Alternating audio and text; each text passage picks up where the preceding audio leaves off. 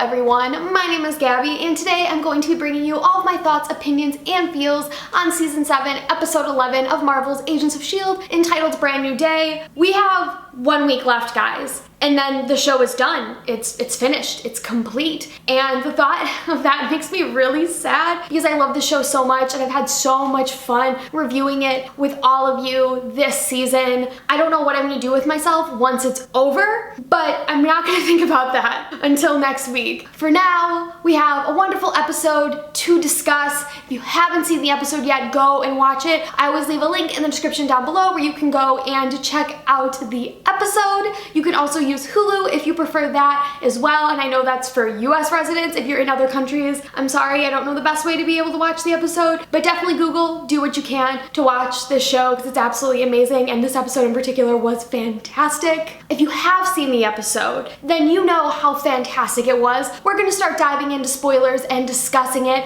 They're happening, you have been warned. All right, let's do this. To open the episode, we get this gorgeous shot of Daisy watching the Zephyr disappear off the radar, and I know last week I talked about how gorgeous all the shots in Agents of S.H.I.E.L.D. were, but I need to do it again because there's one thing I forgot to mention, and that's Kyle Jewell. He's the director of photography for Agents of S.H.I.E.L.D., and I can't believe I didn't bring him up when I was filming my review for last week's episode, so I absolutely need to do that now. Him and the work that all of the other camera operators do to make this show so visually stunning should not go unrecognized. I am just so amazed at how stunning this show is and how everything manages to come together so beautifully when you watch these episodes, and it really takes having a crew of people that are just so incredibly talented and work so well together to be able to make that happen. So I've really been wanting to highlight the crew and the work that they do on this show in my reviews each week. I knew that I needed to mention Kyle Jewell and all the wonderful camera operators on this crew. So thank you to all of you for the work that you do. It does not go unnoticed. The way that you transform the show with your unspoken form of storytelling absolutely means the world to me and so many people that watch it, because it makes it so much more fun to watch when you have all these really intriguing and stunning camera angles that catch your attention and really help to aid in the storytelling and either help you feel the intensity that the characters are feeling or really allow you to sit with them and enjoy more of the heartwarming moments and character-driven moments. Everything is just done so well, and that's all because of the amazing crew and team behind the scenes of Agents of S.H.I.E.L.D. So thank you to you. Daisy quaking Cora was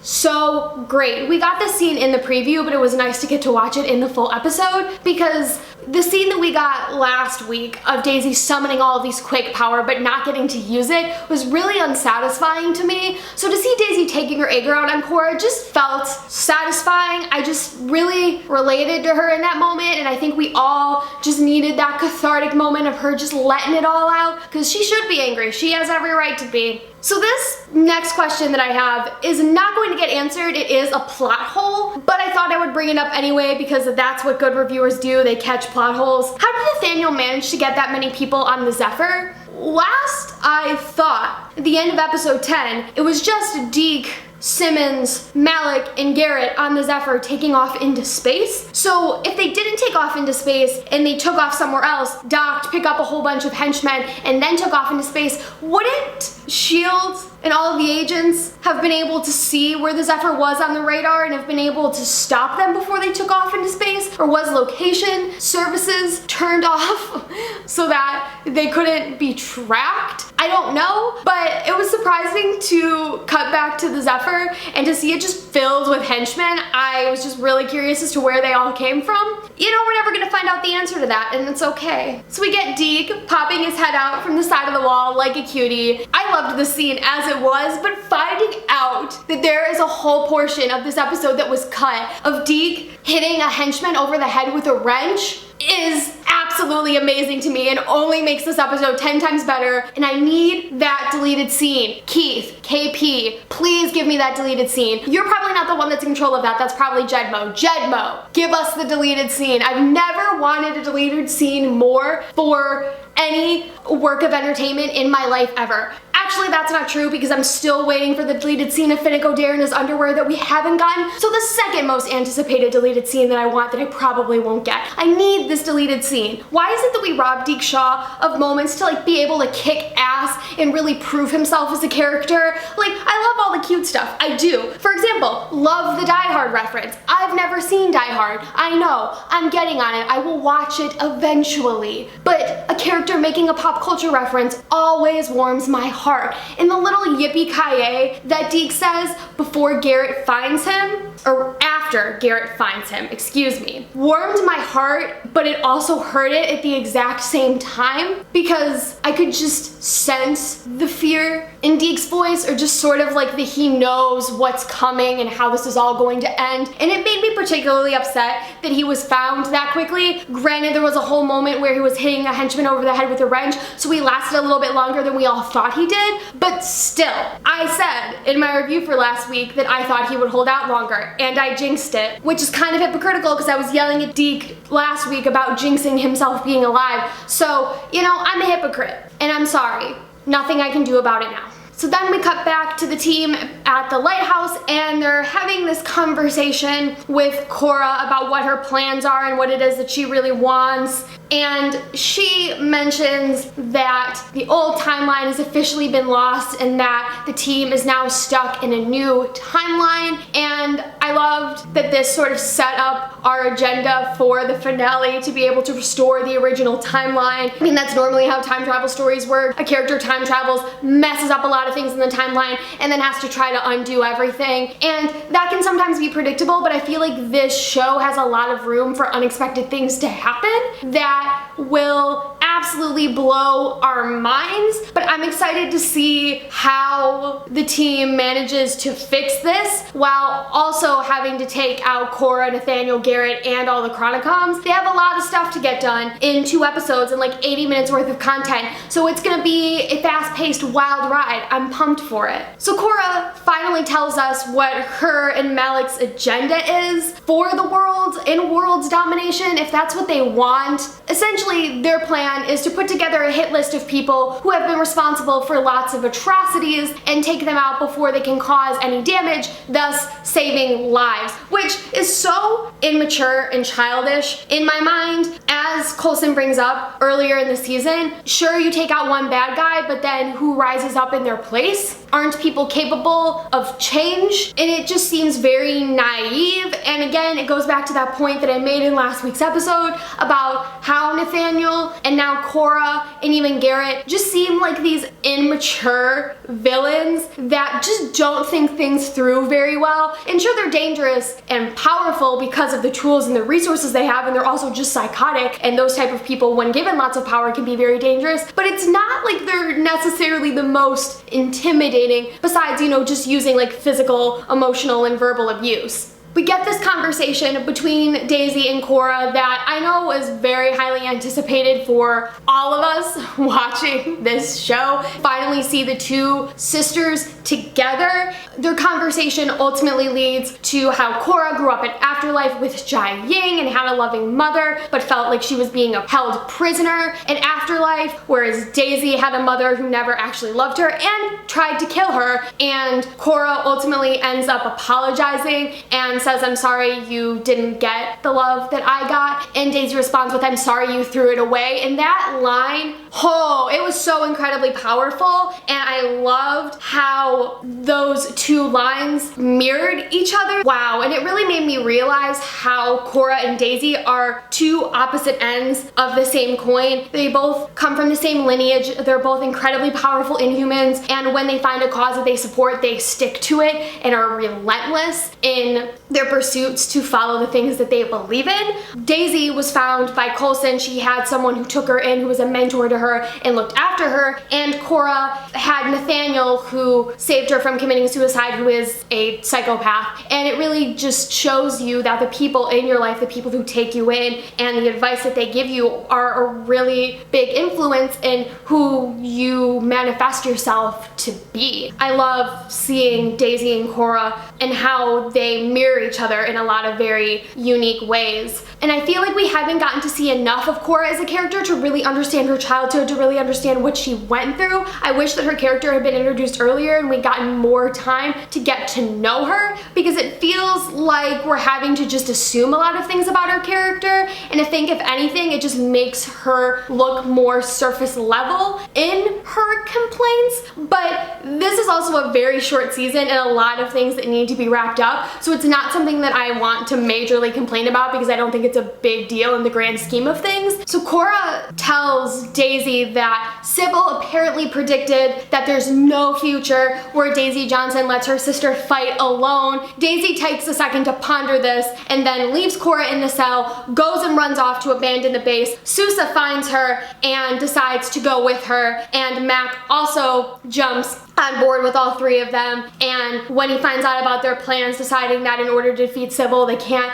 do the predictable thing, they have to be able to make waves and they have to do things that are unexpected and defy their conventions and the things that they would normally stand for. And so Mac opens the hangar doors and lets them leave and go into space, and Daisy tells Sousa, this is before all of that happens, but she tells Sousa that the reason why she's doing what she's doing is because Sybil would think that she would want to save her sister, but as Daisy so eloquently says, I already have a sister to save and her name is Gemma Simmons! Ah, I loved that, I loved that, I loved that, I loved that. And I'm telling you, everybody who watched this episode that is a fan of S.H.I.E.L.D. loved that, because we do not get nearly enough Simmons and Daisy moments of the two of them being gal pals and getting to enjoy each other's company, and I just want more of it. I said this in one of my earlier reviews. I want them to just chill out with drinks and do their nails and talk about boys and watch a movie, pop some popcorn, and just get to chill the hell out. They deserve it. And maybe we will get to see something like that in the season finale, like a nice casual chill moment at the end of all of this.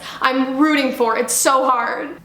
So we're gonna talk about all of this now because clearly you knew that this was gonna be something that I was gonna be losing my mind over when I was watching this episode. Malek is trying to find out where Fitz is, and he's digging into Gemma's mind, and all he's getting is these previous memories of her and Fitz. He's not getting anything useful, and so he asks Gemma how she's blocking him from accessing her memories. She says, maybe it's your fault, and Malek slaps her. And I was like, oh hell no. I was not happy about that he would put his hands on Gemma Simmons. How dare he? The audacity. And then when he realizes that he's not getting through to Gemma, he picks up his walkie-talkie and says, bring in the grandson. And then at that point, I'm like ready to throw hands. He says that Deke was trying to play hero, which like I love that for Deke Shaw because character development, but at the same time, I don't want Deke Shaw playing hero this season. That doesn't end well for him. That ends in death. And that's not the end goal for his character.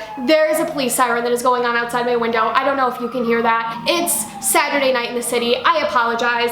Anyway, Deke Shaw, playing hero. Love to see it, but also don't love to see it, you know? And so John Garrett brings him in, and Deke has this huge cut in his forehead, his mouth is bleeding, and he says to Gemma, hey Nana, how's your day been? And I wanted to cry. I was screaming, I was yelping, I was yelling, like I was a full mess. You wouldn't have wanted to see me watching this episode. Granted, there was a part of me that was also relieved because this picture, this freaking picture that I've been putting in like the last 3 or 4 of my reviews has finally happened so I can move on with my life. But the entire time that Deke is taking punches from Garrett, he's mocking him and says, oh, he's got nothing. That didn't hurt at all. He's gonna tire out eventually, and even when it does hurt, he's like, it's fine, I'm okay. And he is such a trooper. I love him. And the fact that he's willing to take punches for Gemma and for Fitz makes my heart so happy because he's grown so much as a character, because his character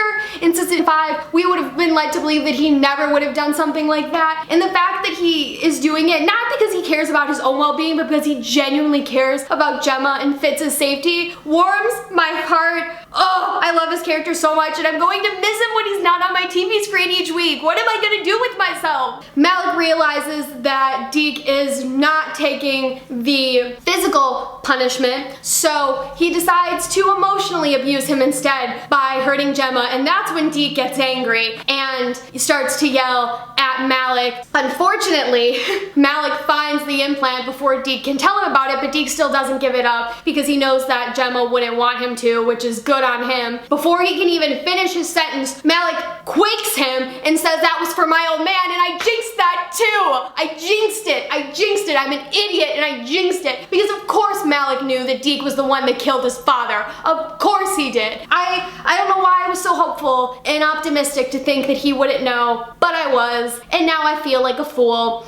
And again, full meltdown happening when I saw Deke just slump there unconscious. If I had watched this episode with like no context of the finale or anything happening, and I was just watching this episode blind, I would have thought he would have been dead and I would have had a full-on meltdown. But I knew that he lived to the finale, so I was just more so angry and wanted to scream and to turn Nathaniel Malek and John Garrett into bendy pretzels. But I contained my rage because I know that bad things will be happening to them next week, and I will be so satisfied when it does. Then we get what is possibly the best part of this episode, which is the trifecta between Mac, Sousa, and Daisy. I never would have thought that this is something that I needed to see, but it absolutely satisfied my every whim and desire, and I'm obsessed with it. So we're just gonna go through and talk about all of this now, because why not? I'm just gonna get all the fangirly mess out. Henry Simmons' facial expressions in this episode were fantastic. His reactions were just everything. So great when you have an actor that can do so much with just their facial expressions. So powerful. And it just really makes you feel things and feel fully invested and pulled into the moment. And Henry just does such a good job of it. I love his reactions to Sousa floating with the seatbelt off and just being so in awe of space, because Sousa grew up during the time of the space race in Kennedy and wanting to beat the Russians to space. That was something that was an everyday part of his life and a reality, and now he's up in space.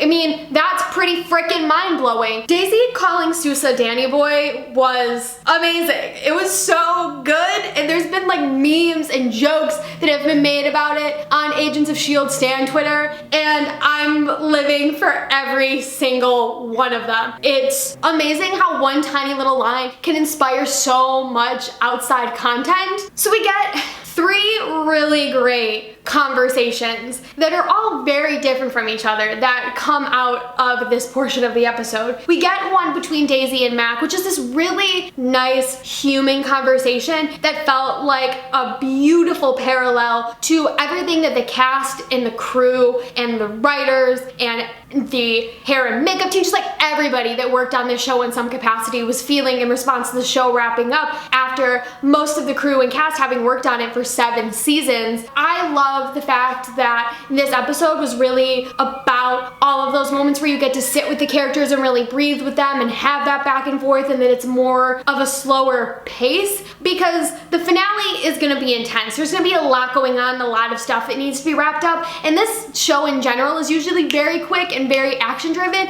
and it's constantly go, go, go, go. So those moments where you get to sit with the characters and really have human conversations, you appreciate immensely when you get them, because you don't get them a lot, and when you do, they're packed into other action moments and you don't really get to sit and enjoy them. And this episode did a really good job of letting all of the actors have time to breathe and really making you feel all of the emotions, because you're feeling it as an audience member too, especially if you've been watching this show for 6-7 years and it's become a part of your life for so long and you've grown up with it. It's just a really, really powerful scene, and Chris Fryer, who wrote this episode, did such a good job with it. That's one of the things that the Agents of S.H.I.E.L.D. writers are really good at, is balancing tone and giving you action-packed moments and giving you emotional moments and being able to fit all of that into one episode and not having it feel like these jarring shifts. It just flows very well. Daisy brings up Enoch's prophecy, or his premonition, I don't know, what do you call it?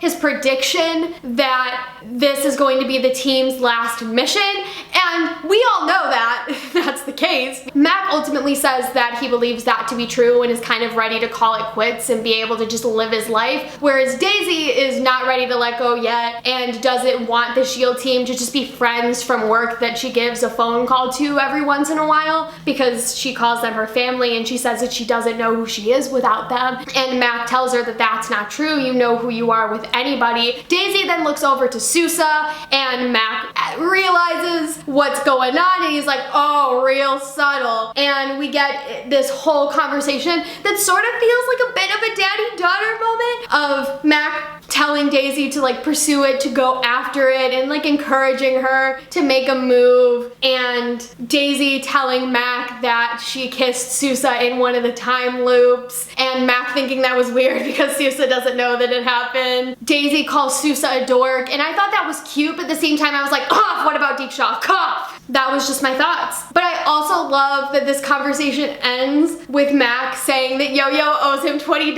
like he was betting on this. And I love that. I love Mac as a character. He gets not enough appreciation for all of the really good moments that he has. That was just so perfect. I don't know why I like loved that moment so much, but I just thought it was really funny, and it felt very cute and quirky and adorable and human and real, and I was just in love with it. The next talk that we get is between Mac and Sousa, and this feels like it's straight out of fan fiction. Like, it just feels so corny and cliche, but I love it at the same time because it's so well written. Oh, Chris Fryer just killed it this episode. Mac asks Sousa what his intentions are for Daisy. Sousa says he has none, and then Mac responds, well, you better get some, and quick. And I was like, oh, serve. I was like, this took an unexpected turn. I was like, Mac is pushing this. He is the biggest doozy shipper, and we love to see it. Mac just leading all of us juicy shippers into battle. Amazing. He says that he likes Sousa, although he describes him as being a little straight with that exact hand gesture. I love the jokes about Sousa being a rule follower and always doing the right thing and being, you know, like perfect and kind of obnoxiously perfect. They're great and all, but I also have some issues with them. Number one being that I feel like my favorite television show is calling me out and is like subtweeting me, and that's not what you want for your favorite show. You don't want it to call you out, and you don't want to feel verbally attacked by your favorite show, although I feel like lots of people do. Maybe you want that? I don't know. We're still thinking that over. Second thing, I find it kind of annoying because it's like, okay, we're gonna make jokes about Sousa being perfect, and then we'll make jokes about Deke being chaotic, and I'm sort of like, okay, what do you want? Is there a happy middle? Is there a third option that's not going to have the character be constantly harassed and be the butt of jokes? Either way, they're still funny, and I'm still entertained by them. Then Mac goes and threatens Sousa and says, you better not hurt Daisy, because if you do, me and the rest of the SHIELD team will come after you, and we have technology. And Sousa's like, yeah, I'm not gonna hurt her. Which, this whole part of the conversation feels a little bit odd to me because Mac was just making jokes about Sousa being very straight-laced. So I don't know why he would then immediately jump to thinking that Sousa would hurt Daisy at all, because those two things don't seem to coexist in my mind. But you know, whatever. Then they start to laugh about Quake because Mac makes a comment about Quake and the Man Out of Time being together. Like, who would have thought? It's like something out of a comic book, which is really self-aware, and I kind of love it. Sousa is like, Quake? He's confused by the name, and Mac says, oh, that's Daisy's superhero name. And then Sousa's like, do you realize how hilarious that sounds? And then they just go back and forth saying Quake and start laughing at it. It's the cutest thing ever, and I loved Henry Simmons' reaction and Enver's reaction. Oh, the two of them together were amazing. I was just obsessed with it. Like, I just want to keep rewatching it over and over and over on loop. It's so cute. It's so good. It's so unbelievably good. Oh, Chris Fryer, you created a masterpiece. So let's talk about Cora and May, because they get several scenes together in this episode, which I thought was really cool because it's Mulan and the daughter of Mulan. Like, that's pretty freaking cool. There's a lot of people who've been bringing that up, and so I figured I would just give a quick nod to that because, you know, why not? So Cora really does not want to have anything to do with May because she saw May kill the girl in Bahrain, and obviously that's very touchy for Cora because she grew up not being able to handle her inhuman powers, so watching another girl who wasn't able to control her inhuman powers being killed is probably very triggering and emotionally disturbing. So I can understand where Cora is coming from, but as May points out, she's made peace with it, she did what she needed to do, and she's not going to unravel things that she's already dealt with and made her peace with, which I respect May for that immensely, and I didn't think that we were gonna suddenly start unraveling that plot thread again. I just knew May was like, no, not happening. This whole conversation leads to Cora using her powers to let Sybil into the power grid in the lighthouse, and be able to allow her code to like come in and unlock doors and I don't want to say infect the lighthouse, but I can't think of a better phrase to use at the moment, so that's what we're going with. And oh wow, this is now my time to give a shout out to Mark Kolpak and the VFX team over at Agents of S.H.I.E.L.D. because wow, the work that you guys do is stunning. And I think the thing that's really unfortunate about VFX is that when it's really, really bad, you notice, but when it's not bad, it's the furthest thing from your mind because it's so seamless. And it's really unfortunate that VFX houses and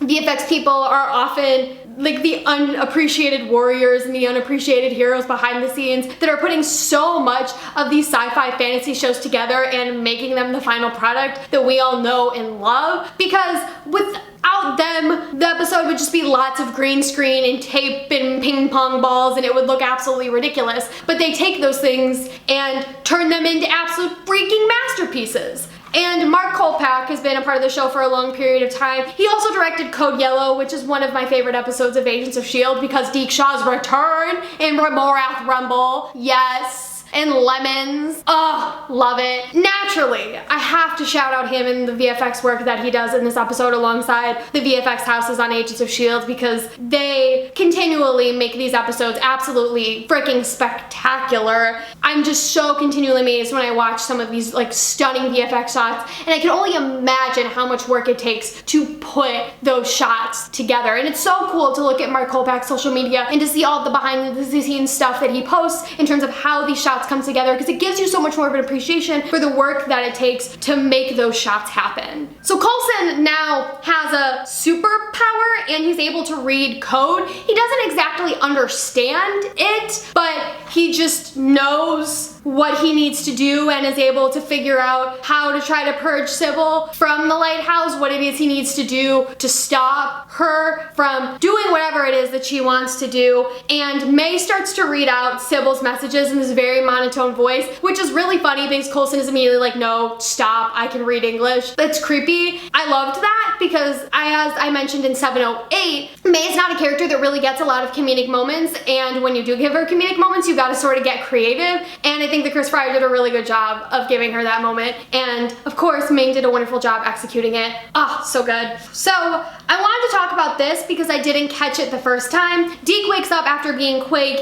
and he sees Malek going into the mine prison with Gemma after having a temper tantrum because Gemma's unwilling to remove the implant, and he like throws it and breaks a window and is like, I'm sorry, I'm not used to not getting what I want. And I was like, yeah, he's a 5-year-old. He is now hell-bent on world domination and deciding who gets to live and who gets to die and playing God. That's great. So that's exactly what we need. Gemma says that the further that Malek digs, the more that Fitz will disappear until he disappears completely. So she basically warns us about what happens at the end of this episode, and I didn't catch it. So when it happened, I was completely thrown off and I was like, what the hell? Whereas the second time that I watched it, I was like, yeah, of course, Malek, the idiot. He sets out to do one thing and ends up effing it up completely. You moron. Ugh. And you know, the last thing, because I have to mention this, Malek says if Deke moves that Garrett should kill him. He better not move, and I knew he wasn't gonna die, but now is not the time for heroics, and thankfully he listens. Also, he had a gag in his mouth, which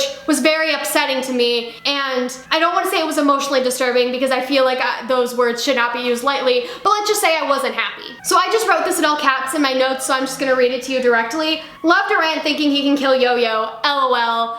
These stupid people who've been given inhuman powers, man. Yo-Yo stops him and his colleague, and then Cora just randomly decides to kill Durant. There you go. One step closer to your original timeline. More names. Let's do this. Chop, chop. We get a reference to Grant Ward in this episode, which I lost my mind when I heard his name. I really want to see Brett Dalton again. I'm assuming that they're not bringing him back, and that's the closest we get to bringing up Grant Ward, but I knew that he was gonna have to come up in this season if we were talking about Hydra again. I knew it. And so I had that on my bingo card. Was it not in the way that I expected? Yes. but I still called it, and so I want the brownie points for it. I love this conversation that Coulson and Cora have back and forth, because Coulson says Grant Ward is just a kid at the time. Cora brings up all of the horrible things that he did and says that he deserves to die. Look at all the people that he killed that you love. You could have them all back. And she brings up Lincoln and Victoria Hand and Rosalind, and I was like, oh my god, too many name drops. I just like couldn't handle it. Coulson then retorts with like, okay, if you're using that logic, then kill Garrett. Garrett's the one that's responsible for making Ward who he is. This whole conversation is really interesting to me because, like I said earlier, people are complex beings and their path in life all depends on the people that they come in contact with and how those people impact them. As Coulson mentions, he saw a timeline where Ward turned out to be good when he was found by the right person and given guidance and encouragement to be good. Although Cora somehow thinks that Ward would be worse without Garrett, which I don't understand where she got that from, but okay, sister. And I find it kind of interesting that we've come full circle with this plotline, because this was Daisy's idea initially, to take out Freddy so that you could save all these lives by having Hydra never formed in the first place. Ultimately, Daisy and Cora technically have the same idea, but Cora is now the one that is acting on it by killing lots of innocent people. It really just shows you what happens when you take an idea and decide to run to it with the extreme without thinking out all possible scenarios and having a team of people behind you who remind you of the consequences of deciding to take life into your own hands. So May decides to take Cora to see her dead mother, and Cora has a little temper tantrum over it. I mean, Diane did amazing in this episode. She was fantastic. When she saw Jiang dead and started crying, I mean, like, I felt for her for a moment because it was her mother, but I also was like, yeah, she needs to see this because maybe this will be the one thing that gets her to finally turn and realize how horrible Malek is. And then she thinks that Daisy did it, and then when she finds out that Malek is the one that's responsible, she defends him and is like, he did it to protect me from her. And at first it seems like she's shaky on it, and then she just ends up fully believing it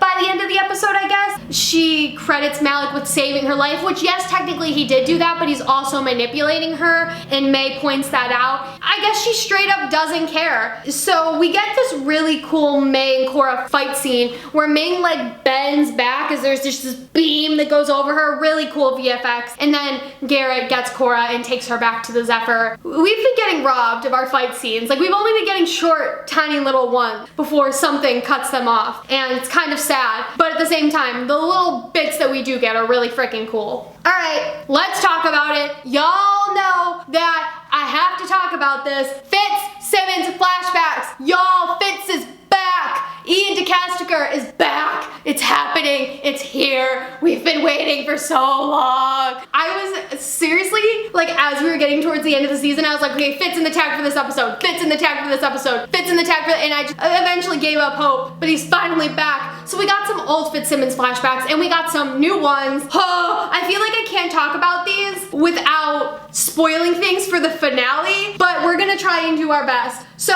the thing that makes this all the more unfortunate is that Malek is in all these flashbacks, and it's so creepy because he does not belong there, and I hate it because I was like, I was waiting for this content, and you give me him in there as well. Like, I was just really upset about that because no thank you. And so apparently Fitz was supposed to be at the temple with Gemma because Gemma says that like we will be back at the temple in no time, and that made me really upset because I was like, what went wrong for Fitz to not be with her? And Fitz then being like, well, you're rushing this and you're seeming like you just want to get back. Like, why don't we take time to live our lives and just be together? It doesn't matter how much time we take to build this time machine, so why not enjoy the time that we have? And I mean, I feel that so hard because our characters have constantly had to go through like every single season of being split apart and being brought back together and being split apart and being like, it's getting exhausting to the point, you know, where we're making jokes about it now. I liked that flashback because I think all the audience was feeling it, the characters were clearly feeling it, and it was a really emotional moment. It was just nice to see their two characters together on screen again. I missed them.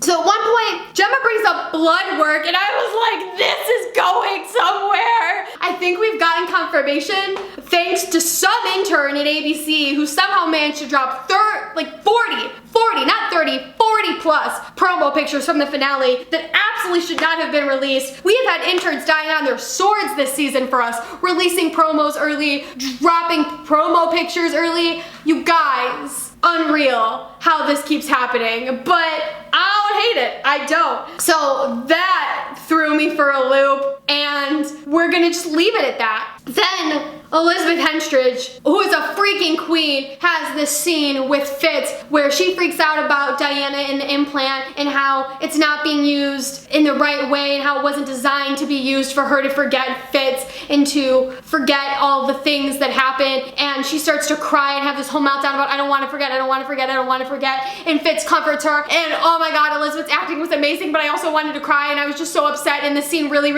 hurt me, and I just want to know what's going on. Like, these flashbacks gave me more questions than they did answers, and the whole point of the flashbacks is to give you answers. Why? Then Gemma wakes up from the mind prison, and Malek storms off in a temper tantrum, and then she goes over to Deke, who immediately like brushes off his own injuries when Gemma asks whether he's okay, and says, me, what about you? Like, it seems like based on Malek's reaction that he didn't find Fitz, and Gemma just says, who's Fitz? Great, so now Gemma doesn't even remember him, so if he shows back up again, how is that gonna work? Why? Why make more problems? We have 2 episodes left. Why? So on some more lighthearted stuff, we get Daisy and Sousa flirting with each other while Mac is watching in the background, and like I said, Henry Simmons' reactions were iconic. Daisy and Sousa flirting with each other, iconic. Quake jokes are adorable. I loved all of it. I feel like I've been talking for way too long, so that's enough of that. But y'all know I'm on board with Doozy now, and I'm invested. I really am. Malek annoys me so much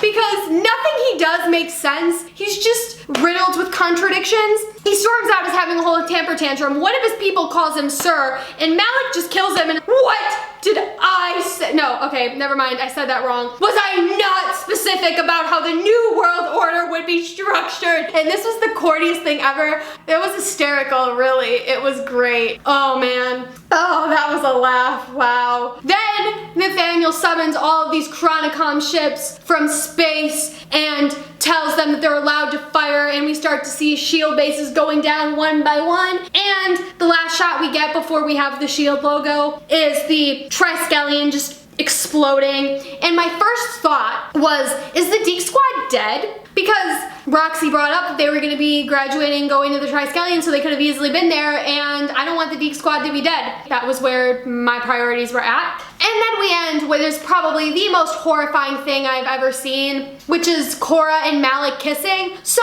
Cora finds out that Malek killed her mother and then decides to make out with them, because that makes sense. And apparently this kiss was like a last minute thing, like it wasn't gonna happen initially, and I don't think it was written in the script, but then they just decided to roll with it. You know, it was a choice. I don't know what I really think about it. I feel like we were building up to it, to be real honest, but it still makes me uncomfortable. So the finale should be interesting. I have no idea what the hell is gonna happen, but I'm pumped. We have a lot of stuff left to dig up and unravel and bury and wrap up and tie in a nice neat little bow. So it'll be interesting to see how the writers manage to wrap everything up for this season. It's gonna be sad to watch it go, but I think we have a wild ride in store next week. Okay, that is about it for my thoughts on this week's episode of Agents of S.H.I.E.L.D. My review was all over the place this week. I just had so many thoughts, so many good, cute character moments that I just loved. Chris Fryer did amazing with the writing. Keith Potter did such an amazing job directing this episode. He's normally an AD, so he's all about the schedules and the planning, and he's also about the like character-driven moments, and he just did such a fantastic job. And the cast was amazing. Oh, everybody's just killing it, and I'm excited to see how this finale wraps everything up. It should be a fun time. And remember, hour earlier. The finale airs an hour earlier than normal, so make sure you are not watching at the original time. Make sure you're watching at the new time. It's an hour earlier. So if you're at Central Time, it's 8 p.m. instead of 9 p.m. Make sure you remember that, because you don't want to be tuning in towards the second half of the finale, because you're going to be really confused. Okay, thank you all so much for watching. Lemons to all of you, and I will see you next week for my thoughts on the finale. Goodbye.